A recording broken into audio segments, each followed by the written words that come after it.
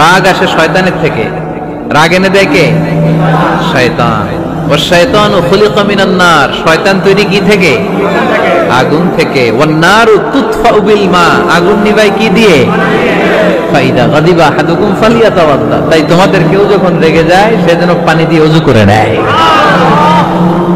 পারবেন? ওযু করে ফেলবেন ঠান্ডা পানি দিয়ে। ঠান্ডা পানি মাথায় দিবেন, চোখে পানির ঝাপটা দিবেন। আপনার রাগকে ঠান্ডা করে দিবে কে? তাহলে আওয়াজ করে বলেন রাগ কমানোর 1 নাম্বার ফর্মুলা কি?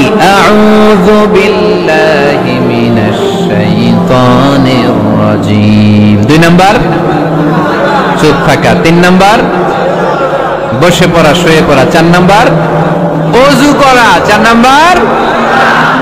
এই 4টা পদ্ধতিতে আপনি রাগ কমাতে চাইলে আপনার রাগ কমাই দিবে কে? এজন্য আল্লাহ বললেন আমার মুমিন বান্দার 2 নাম্বার গুণ, তারা রাগকে নিয়ন্ত্রণ করে। الذين ينفقون في السراء والضراء والكاظمين الغيظ, আমার মুত্তাকিন বান্দাদের প্রথম গুণ সুখে দুঃখে দান করে। মনে আছে? 2 নাম্বার গুণ কি? রাগকে নিয়ন্ত্রণ করে। 3 নাম্বার গুণ হচ্ছে ওয়াল আফিনা আনিন নাস, মানুষকে ক্ষমা করে দেয়। মানুষকে কি করে? আমরা তো ক্ষমা করি না। হ্যাঁ, দইরা আবুইটালা মানে কি? এটার মিনিং কি? ইশালায়। হ্যাঁ, কি করে? আইকালায়, আইজালায়, আইকালা, আইকালা আঞ্চলিক শব্দ। আঞ্চলিক শব্দগুলো অনেক সুন্দর, এক এক জেলায় এক এক রকম। তার মানে আমরা ক্ষমা করতে চাই না, আমরা দইরা আইকালাই। তার মানে আমরা রাগ ঝাড়ি আর কি, ভিতরে যে ক্ষোভ জমা থাকে এগুলো ঝাড়ি, আমরা ক্ষমা করতে চাই না। কিন্তু ভাই মুত্তাকি যদি হতে চান আপনাকে ক্ষমা করে দিতে হবে। কি করবেন? কি করবেন? ক্ষমা করে দেন। আচ্ছা, একটু আওয়াজ করে উত্তর দেন। আমরা আল্লাহর কাছে এই যে পাপ করি, অন্যায় করি, মাফ চাই না? ক্ষমা চাই না? আল্লাহ আমাদেরকে ক্ষমা করুক, এটা আমরা চাই কি চাই না? আল্লাহ আমাদেরকে ক্ষমা করুক এটা আমরা চাই, কিন্তু আমরা আমাদেরকে ক্ষমা করতে পারি না। যদি আল্লাহর কাছে ক্ষমা পেতে চান তাহলে আগে নিজেরা নিজেদেরকে ক্ষমা করে দেন। আল্লাহ ভুল করছি, আল্লাহ মাফ করে দাও, ক্ষমা করো। আমি ক্ষমা চাইতেছি কিন্তু আমি ক্ষমা করি না আরেকজনকে। তুমি ক্ষমা করো না, তুমি ক্ষমা চাও কোন সাহসে? মা যাদাল্লাহু আবদান বিআফবিন ইল্লা ইজ্জান, আল্লাহর হাবিব ফরমান কোন বান্দা যদি অন্য বান্দারে ক্ষমা করে দেয় আল্লাহ ওই বান্দার মর্যাদা বাড়িয়ে দেয়। ওয়া ইন তা'ফু ওয়া তাসফাহু ওয়া তাগফিরু ফাইন্নাল্লাহা গফুরুর রহিম। তুমি যদি অন্যরে মাফ করে দাও, তুমি যদি অন্যের ভুল ক্ষমা করে দাও, তোমার ভুলগুলো ক্ষমা করে দিবে কে?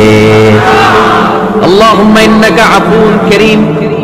কদরের রাত্রে আমরা পড়ি আল্লাহ তুমি ক্ষমাশীল, তুহিব্বুল আফওয়া, ক্ষমা করাকে তুমি ভালোবাসো। ফাআফু আন্নী, আল্লাহ তুমি আমারে ক্ষমা করে দাও। আল্লাহর ক্ষমার জন্য দিনরাত চোখের পানি ছেড়ে আমরা কাঁদি, কিন্তু অন্যরে ক্ষমা করতে চাই না। কথাটা বুঝতে পারছেন? আমরা আল্লাহর ক্ষমা চাই, কিন্তু আমরা আমাদেরকে ক্ষমা পেতে হলে আগে ক্ষমা পেতে হলে আগে ক্ষমা। মনে থাকবে তো? আমরা আসলে অতীতকে বয়ে বেড়াই, অতীতকে ভুলতে চাই না। কোন বছর কে আমারে মারছিল ওইটারে মনে রাখছি। কোন 20 বছর আগে আমারে অপমান করছিল মনে রাখছি, তোরেও আমি অপমান করব। তুই আমারে মারছিলি, তোরেও মারুম। 20 মনে রাখিস, দেখাই দিব। তো এই দেখেন, খেয়াল করে দেখেন, 20 বছর আগে কোথায় আমার অপমান করছিল এটা আমি ভুলি নাই, মনে রাখিয়ে দিছি। তার মানে 20 বছর ধরে এটা জ্বলতেছে। এদিকে ক্ষতি কি আমার না অন্য কারো?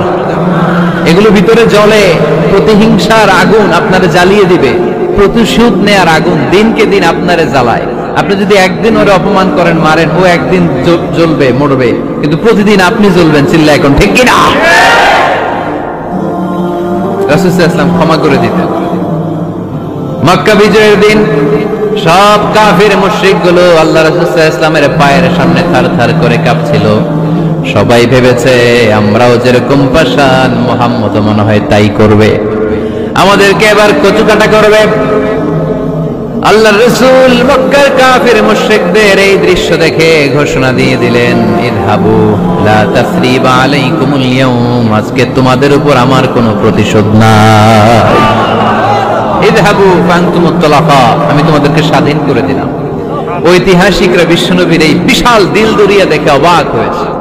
তারা বলতে বাধ্য হয়েছে, in the long history of the world there is no instance of magnanimity and forgiveness which was showed by Muhammad sallallahu when all of his enemies laid under his feet and he forgave them one and all. পৃথিবীর ইতিহাসে ক্ষমার এরকম নজির কোনো মানুষ দেখাতে পারে নাই। যখন তার ঘোর শত্রুরা তার পায়ের সামনে বসে থারথার করে কাঁপছিল, তিনি চাইলেই পিষে মারতে পারতেন, কিন্তু তা না করে তিনি ক্ষমা করে দিয়েছেন। এজন্য কি করবেন? কি করবেন? ওয়ালআফিনা আনিন নাস, মুত্তাকি বান্দার 3 নম্বরে বৈশিষ্ট্য, মুত্তাকি বান্দারা ক্ষমা করে দেয়। তারা মনের মধ্যে হিংসা রাগ এগুলো পুষে রাখে না। সুবহানাল্লাহ পড়েন।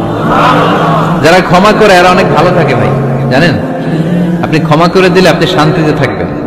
আপনি যদি আপনার ব্যাড এক্সপেরিয়েন্স, তিক্ত অভিজ্ঞতা, কে আপনারে গালি দিছিল, কষ্ট দিছিল, সবসময় এগুলো বয়ে বেড়ান, it will burn yourself inside. এগুলো আপনার ভিতরে জ্বালায় পোড়ায় সারখার করে দিবে। আর যদি ভুলে যান, জায়গায় মাফ করে দেন, তাহলে শোধবোধ সব শেষ, আমি আছি শান্তিতে। ঠিক কি না? আমরা শান্তি চাই কি চাই না? আমরা অতীতের এই কষ্ট বুকে নিয়ে আর চলতে চাই? সমাধান একটাই, ক্ষমা করে দেন। স্ট্যামফোর্ড ইউনিভার্সিটি, ক্যালিফোর্নিয়ার স্ট্যামফোর্ড ইউনিভার্সিটির একজন প্রফেসর ফ্রেডরিক লাস্কিন, ওনার একটা আর্টিকেল আমি পড়েছি। ওখানে উনি গবেষণা চালিয়েছেন, অনেক মানুষের মধ্যে গবেষণা চালিয়ে দেখেছেন যে যারা অন্যরা ক্ষমা করতে পারে না, এদের রোগবালাই বেশি, কষ্ট বেশি, আর যারা সহজে ক্ষমা করে দেয় এরা সবসময় শান্তিতে থাকে। এটা পরীক্ষিত, এটা ওনার একটা রিসার্চ। এরপর আমেরিকাতে একটা স্টেট আছে ম্যাসাচুসেট। এই ম্যাসাচুসেট জেনারেল হসপিটালে একজন পৃথিবী বিখ্যাত সাইকিয়াট্রিস্ট বসে, মনোবিজ্ঞানী, নাম হচ্ছে প্রফেসর হারবার্ট বেনসন। এই হারবার্ট বেনসন উনিও ওনার সব রোগীদেরকে দিয়ে একটা ফর্ম পূরণ করায়। সেখানে উনি কিছু কোশ্চেনার ছুড়ে দেয়, প্রশ্ন করে আর উত্তর নেয়। পরে জরিপ করে উনি দেখতে পেয়েছে ওনার যে সমস্ত রোগীরা মনের ভিতরে রোগ, এই রাগ, এই ক্ষোভ, এই হিংসা বিদ্বেষ এগুলো অন্তরে পুষে রেখেছে, এদের স্ট্রোক করার এবং হার্ট অ্যাটাক করার রেটিংটা বেশি, এরা মেন্টাল স্ট্রেসে ভোগে বেশি। আর যারা সহজে ক্ষমা করে দেয়, মাফ করে দেয়, এদের মধ্যে এই রোগ বালাই নেই। যেরকম সুবহানাল্লাহ। এজন্য আল্লাহ বললেন মুত্তাকিনদের 3 নাম্বার বৈশিষ্ট্য, মুত্তাকিনরা আল্লাহর কাছে যেমনি ক্ষমা চায়, তারা নিজেরাও অন্যদেরকে তেমনি ক্ষমা করে দেয়। ওয়াল আফিনা আনিন নাস, আজকে থেকে আমরা মানুষের ক্ষমা করে দিব। কারো জন্য অন্তরে কোনো হিংসা বিদ্বেষ পুষে রাখা যাবে? অনেকে এগুলো ভুলতে চায় না, পেলে পুষে বড় করে, আর ভিতরে খালি জ্বলে। ভিতরে কি করে? এই জ্বালাও পোড়াও আমরা বয়ে বেড়াতে চাই না। মুসনাদে আহমদ ইবনে হাম্বলের হাদিস, চমৎকার একটা ঘটনা। কানগুলো খরগোশের কানের মতো খাড়া করে শুনেন। আল্লাহ রাসূল সাল্লাল্লাহু আলাইহি ওয়াসাল্লাম কোন একটা মজলিসে একজন আনসারী সাহাবীর ব্যাপারে ঘোষণা দিল, বলল এখন যে সাহাবী এসে বসবে সে সাহাবী জান্নাতি। আনসারী সাহাবী এসে বসলো, সবাই তো অবাক, আমাদের কারো ব্যাপারে বিশ্বনবী এই কথা বলল না, এই আনসারী সাহাবী জান্নাতি। আবার কয়েকদিন পরে আরেকটা মজলিসে বিশ্বনবী আবার ঘোষণা দিলেন, এই মুহূর্তে এমন একজন সাহাবী এসে এইখানে বসবে, এই সাহাবীটা জান্নাতি। সবাই খেয়াল করে দেখলো, আগের মজলিসে যেই লোকটাকে বিশ্বনবী জান্নাতি বলে ঘোষণা দিয়েছে, আজকেও ওই সাহাবী এসে ওই জায়গায় বসেছে। তৃতীয় দিন আবার বিশ্বনবী বললেন, এখন একজন সাহাবী এখানে এসে বসবে, সে জান্নাতি। সবাই খেয়াল করে দেখলো, ওই সাহাবীটাই আবার এসে বসেছে। সবাই অবাক, কি আজীব, কি আছে এই সাহাবীর মধ্যে?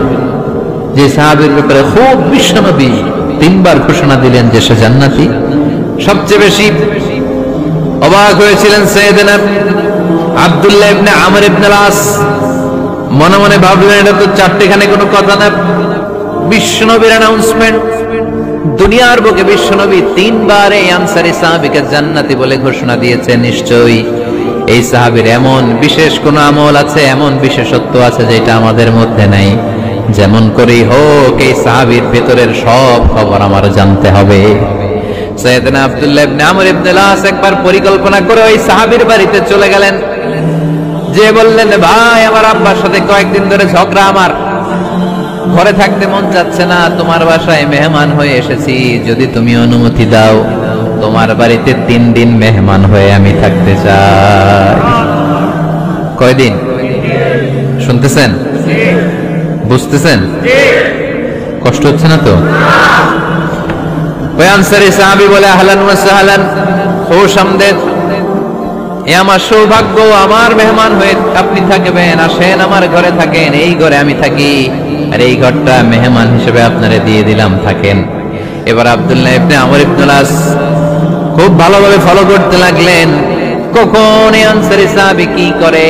1 দিন, 2 দিন, 3 দিন পর্যন্ত ফলো করার পরে সাইয়েদনা আব্দুল্লাহ ইবনে আমর ইবনে আস এমন কোন বিশেষ আমল এই সাহাবীর মধ্যে খুঁজে পায় নাই। 3 দিন গভীরভাবে পর্যবেক্ষণ, অবজারভেশনের পরে বিশেষ কোনো আমল ওনার চোখে পড়ে নাই। এবার 3 দিন পরে তো চলে যাবার পালা, ঠিক কিনা?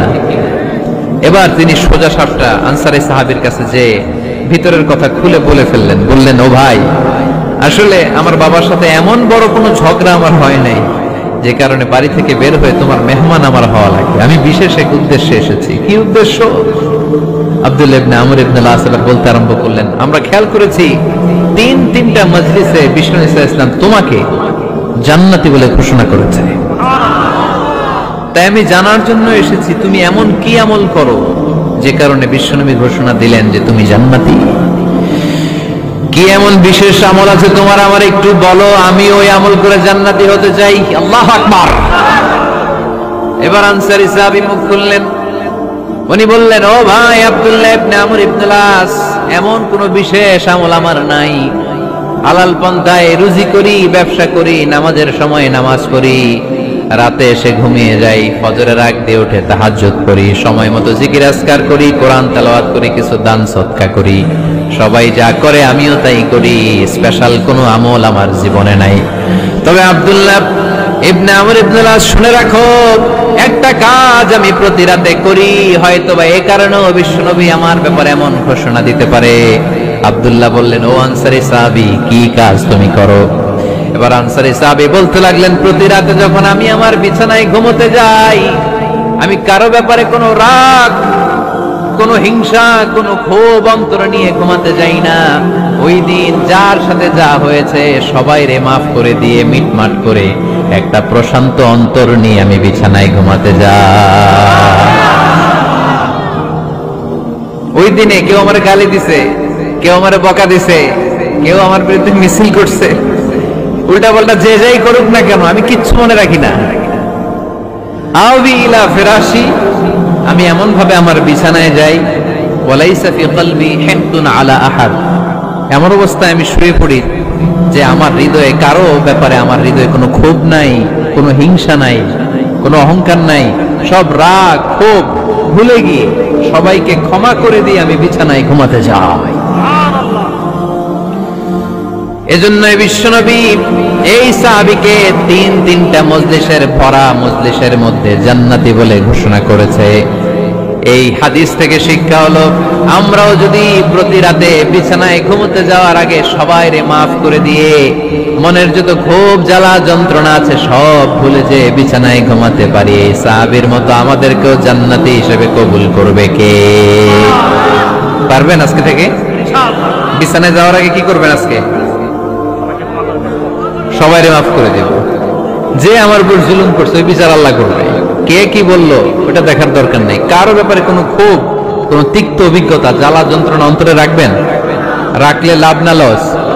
এটা আরো জ্বালা দিবে আমাদের, এটা আরো ভেতর থেকে কষ্ট দিবে, it will burn me inside, ভিতরে জ্বালিয়ে পুড়িয়ে শেষ করে দিবে। এগুলো বয়ে বেড়াতে চাই না আমি সব মাফ করে দিতে চাই। চিল্লায় বলো ঠিক কিনা? এজন্য আল্লাহ বললেন আমার মুত্তাকিন বান্দাদের 3 নাম্বার বৈশিষ্ট্য, তারা অন্যের প্রতি রাগ ক্ষোভ অন্তরে পুষে রাখে না। অন্তরে রাগ ক্ষোভ জ্বালা পেলে পুষে রাখে না, বরং সবাইকে মুত্তাকি বান্দারা ক্ষমা করে দেয়। পারা যাবে? কি করবেন?